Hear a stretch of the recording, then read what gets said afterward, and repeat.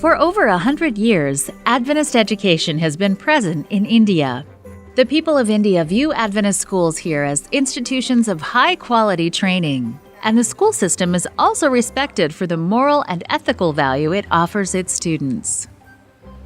These Adventist schools in India, like many others, are missionary schools. When the majority of the students arrive here, they don't know Jesus. But through the years, they experience the love and grace of Christ firsthand. A late Adventist school served the children of this community for 70 years. Our education system is a Christ-centered system where we, through the textbooks, pass on the message or pass on the good news of the Lord Savior Jesus Christ who saves you. This goes into the house of multiple families, and we are privileged that we have an entry to get into their house through the printed books. This quality education attracts many families who want the best for their children. The teachers also place special emphasis on character development. Abraham has been a student here since he was 7 years old. He didn't come from an Adventist family, and there wasn't even a school in his village. He has lived in the 18-boy dormitory longer than anyone else on campus, 9 years now. During this time, his teachers encouraged him to study hard and strive to do his best.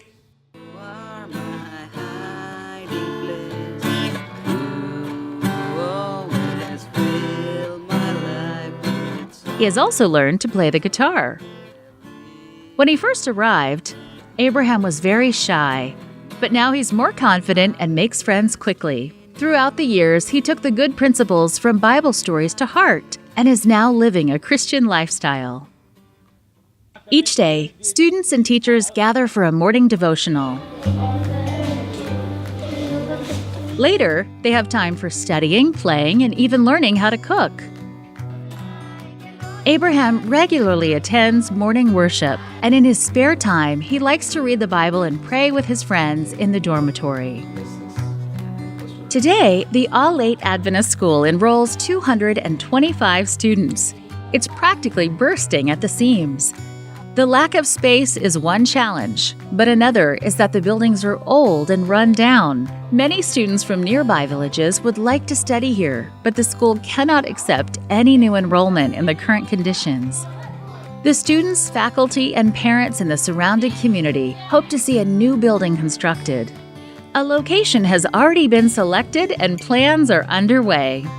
This building will create 14 new classrooms to provide children with quality Christian education. This quarter, your 13 Sabbath offerings will help them break ground on the new building. Please pray for this Adventist school and for the thousands of young people like Abraham who seek education and better opportunities in life.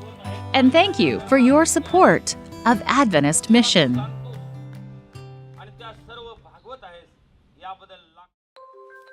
Early missionaries to the Nagaland region of India faced great difficulties as they worked door to door. One day, 3 literature evangelists visited a home, and the owner got so upset that she called the police. They were told that the activity they conducted was unauthorized, and they were cuffed together and taken to the local prison. At that time, there was a lot of animosity against Adventist believers in this region. As the missionaries waited outside the police station, the lock on their chain simply fell open. Surprised, the missionaries asked the guard to close the lock again, but the guard became fearful, and he let them go free. Later, the government policies loosened, and a piece of land was deeded to the Seventh-day Adventist Church. Unfortunately, this land was situated in the worst location, so early pioneer Adventists in Nagaland had to work hard and pray a lot. Despite the challenges, today there is a beautiful congregation and a school on this very property. There are many children in the largest city of Nagaland, Dimapur. Among other challenges, they often lack the opportunity for a formal education. Some children are privileged to study, while others will never have a chance to go to school. One teacher at the Nagaland Adventist School decided to invite an underprivileged girl to live with his family so that one more person could go to school. Although he lives in humble conditions, he and his daughters gladly share their small space. Each morning, Hanika starts the day with prayer and a devotional. Like Hanika, many students don't come from a Christian background, yet day by day, the school faculty demonstrates high moral standards and character development. They try to show how Christ can change their students' lives too. Okay, this is Nagaland Adventist School. You can also see from the board. And this is situated in Dimapur, which is 1.5 kilometers from railway station, and it is 2.5 kilometers from airport. This is one of the business hub in the Nagaland state, and it is one of the center of the state. It started off with only 30 students and 5 teachers, and with just 4 rooms in 2007.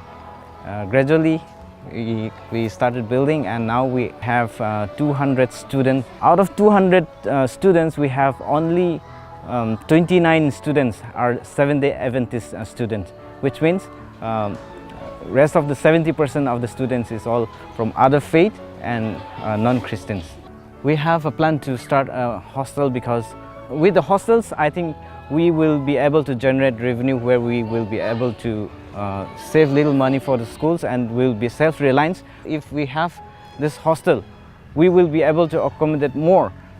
A hostel or dormitory will also provide more Adventist children the opportunity to study and live on this campus. There are many Adventist families scattered far enough away that it is difficult for their children to enroll here. Lastly, the income from this building will sponsor salaries for the teachers who work so hard here for minimal pay.